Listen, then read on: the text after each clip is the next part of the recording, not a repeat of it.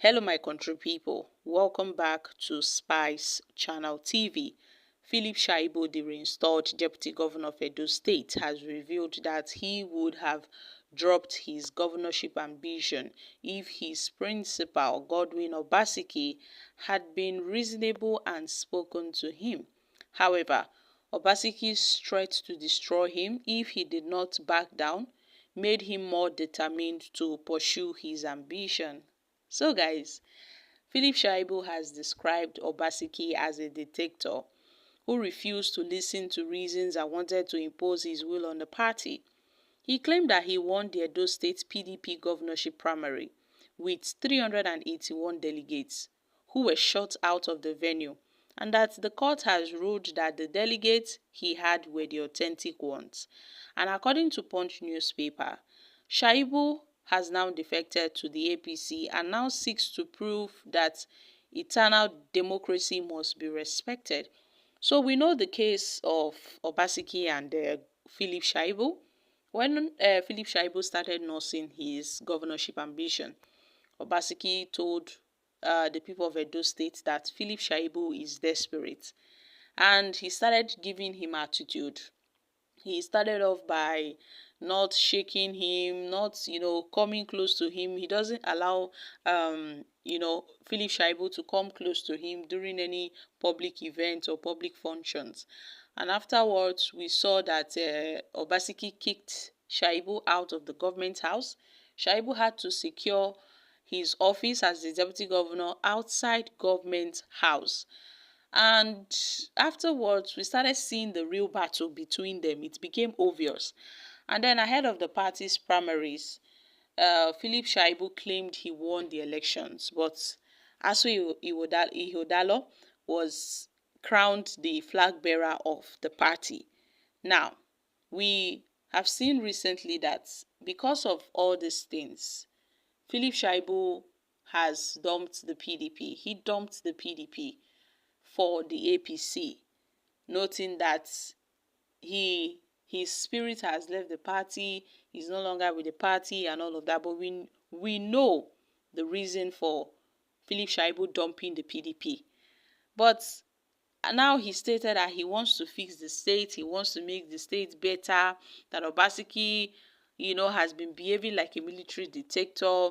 Shaibu denied allegations that he went away with 22 official vehicles after his impeachment, stating that Obaseki only bought one official car for his convoy in 7.5 years. He claimed that he never applied for his official entitlement and confined himself to his official salary, forfeiting many of his entitlements to avoid trouble or disagreements.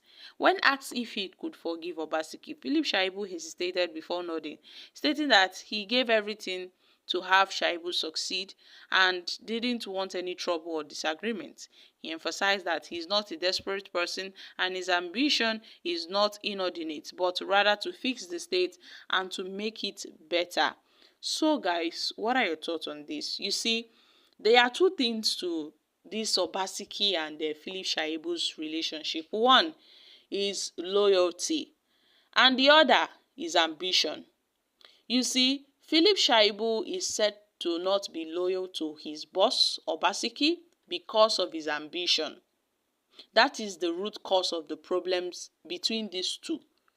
Philip Shaibu's disloyalty and his ambition. And Obaseki also not wanting to give him the chance to rule. So you see where the problem lies. We know that Philip Shaibu for long has helped Obaseki for their growth and their success and all of that. But Philip Shaibu became very desperate when Obaseki warned him that he shouldn't go. I mean, he had another candidate in mind. But him being the deputy governor was not enough. He wanted to become the governor. So Obaseki did not approve of it. And he grew desperate and started fighting the governor. And the governor in turn fought him back. And they are still fighting till date. So, according to Philip Shaibu, Governor Godwin Obaseki was not reasonable with him. Had it been Obaseki was reasonable with him, he would have dropped his ambition. So I guess Obaseki on his own did not do well. Because as a good leader, when you want something, you have to be reasonable with your people so that you can get what you want. But I guess Obaseki was not reasonable to Philip Shaibu. He told him no, and his no was no. He did not give reasons. He was not reasonable. He did not try to reason with Philip Shaibu so that they can come to a final agreement. I guess that's the problem. But then, Philip Shaibu's disloyalty will not be forgotten in Edo State. Philip Shaibu's betrayal of his party will not be forgotten, because he was first disloyal to the governor, to his principal, and then he was disloyal to his party. He was in the PDP and campaigned for the APC, endorsed the APC candidates, Monday Okpebolo, fought the governor, Obaseki, and all of that because of his governorship ambition. But I guess had it been Obaseki endorsed Philip Shaibu and gave him his blessings, all these things wouldn't have happened. So we know that politicians are always out for their personal interest. And Philip Shaibu's case is just his personal interest, not like he indeed has the people, not like he actually have the interest of Edo people at heart. No, he was a deputy governor. He can as well work for his people. He doesn't have to be a governor to do well for the people of the states. He wants to become a governor, not because of the people, but because he wants to be a governor. I mean, politicians should stop trying to cover up their true intentions by saying, oh, he wants the betterment of his people. He has been a deputy governor for approximately 7.5 years. What has he done for the people?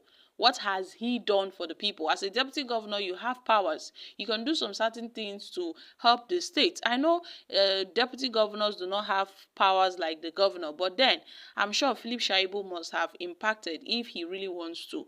So saying you want to become a governor because of your people, no, that is not the case. We know it's your personal interest. That's why you want to become the governor, but Obaseki did not allow it. So you started fighting off your principal. But I guess Obaseki on his own did not try, for not being reasonable with Philip Shaibu. He didn't do well by not being reasonable with Shaibu. Now, Philip Shaibu talked about the 22 official vehicles that was allegedly given to him by the state government. I must say, this is the same Philip Shaibu that said that he used his money to repair those vehicles and thus will not return them. So what is he saying? That he only got one vehicle? That is not true. That is not true. So guys, I'm dropping here.